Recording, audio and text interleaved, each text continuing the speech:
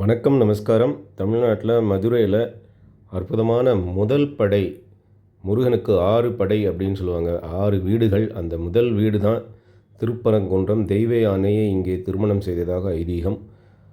பல்லாயிரம் வருடங்கள், பல்லாயிரமா இல்லை யுகங்களுக்கு தாண்டி நிற்கும் ஒரு திருக்கோயில். மலையில் இருக்கிற கோவில், சிறப்பானது. திருமுருகாற்றுப்படை அருளிய நக்கீரர் இங்கே திருமுருகாற்றுப்படை அருளியது. தமிழர்கள் அப்படின்னாலே முருக வழிபாடு அப்படின்றது ரொம்ப சிறப்பான ஒன்று.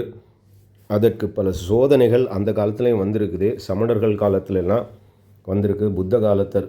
புத்திசம் ஸ்ப்ரெட் ஆன டைம்லையும் மதுரையில் சமணர்களும் இந்த சைவ சமயத்தை எதிர்த்தெல்லாம் பண்ணியிருக்கிறாங்க. அதே மாதிரி இன்றைய காலகட்டத்திலும் இந்த திருப்பரங்குன்றம் வேற்று அந்நிய மதத்தை சேர்ந்தவர்கள் முருகனுக்கு சவால் விடுறாங்க.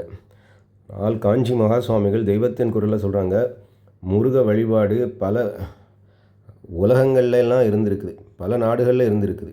எப்படின்னா முருக வழிபாடு ஸ்கந்தர் அப்படின்றது தான் இஸ்கந்தர் ஆயிடுச்சு. இந்த ஸ்கூலை இஸ்கூலுன்னு சொல்கிறோம் இல்லை, இஸ்கூலுன்னு, அந்த மாதிரி ஸ்கந்தரை இஸ்கந்தர் அப்படின்னு இருக்காங்க. அந்த இஸ்கந்தருக்கு முன்னாடி அல் சேர்த்துக்கிட்டோன்னா அல் இஸ்கந்தர் ஆயிடுச்சு. அப்புறம் சிக்கந்தர் எல்லாம் ஆயிருக்குது.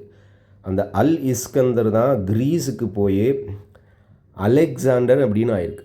ரஷ்யாவில் ஒரு ஏவுகணைக்கு இஸ்கந்தர் அப்படின்னே வச்சுருக்காங்க, சிக்கந்தர் அப்படின்லாம் வச்சுருக்காங்க ஏவுகணைக்கு.